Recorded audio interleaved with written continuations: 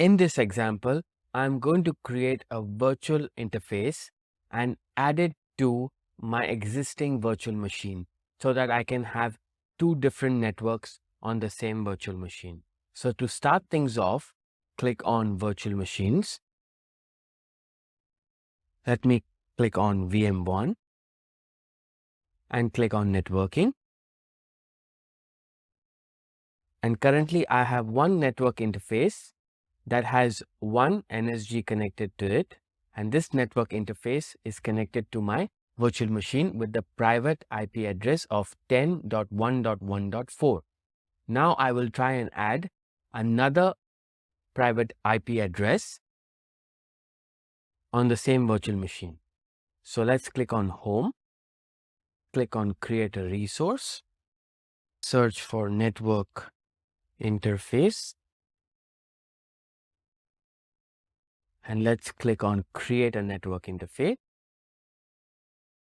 I will put it in my same resource group as my virtual machine, and I'll name this interface NIC-2. I will put it in the same virtual network, but I will add a new subnet. So let's click on Manage Selected Virtual Networks. And over here, you can see that I have only one subnet, which is my default subnet with the IP address range of 10.1.1.0/24. Let's add a subnet. Say subnet 2 for this example. Leave the range at default. And I will not attach any network security group, and I'll click on Save.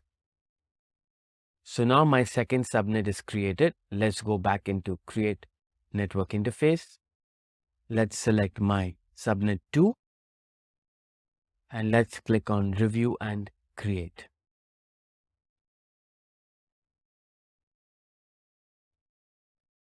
Create my network interface. Now my deployment has been completed successfully. Let's go to Resource. And over here, you can see that my new network interface is in subnet 2, but has no security group. Go back to Home, create a resource. Let's type network security group.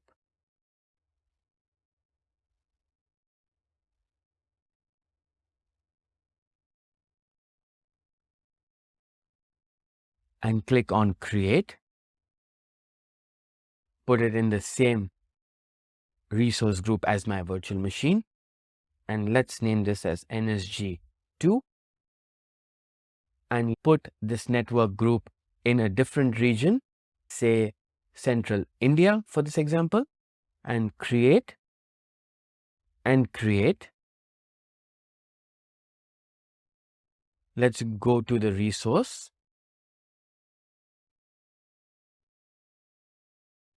And if I want to add this NSG to my network interface, I will not see any network interfaces because this NSG is in a different region. My NSG has to be in the same region of my virtual network and my virtual interface. So what I can do is I can go back into Home, create a network security group again.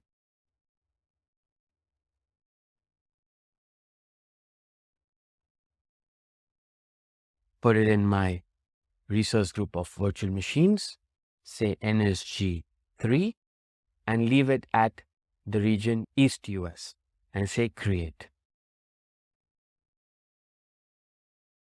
And click on Create.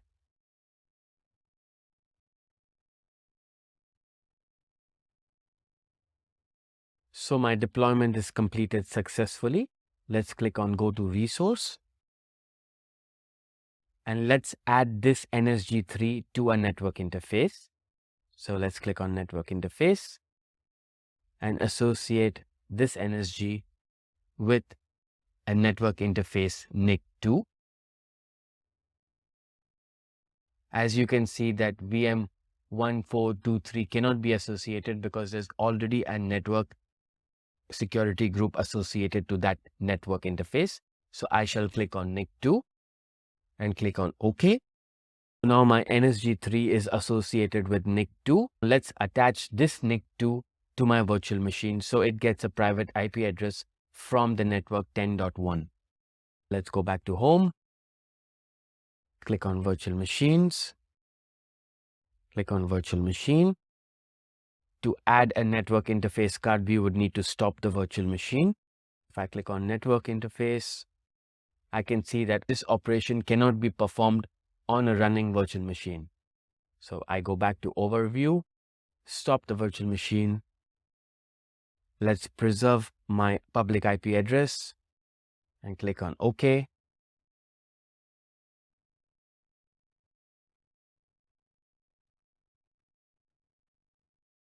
So the status of my virtual machine is stopped and is deallocated. Let's go back to networking, attach a network interface, click on attach NIC2.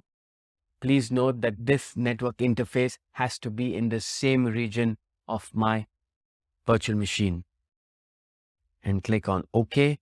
My network interface has been successfully attached. And as you can see, I have my NSG3 attached to NIC2 as well. Great. Now let's go and verify this in the virtual machine. Let's go back to overview, start the virtual machine.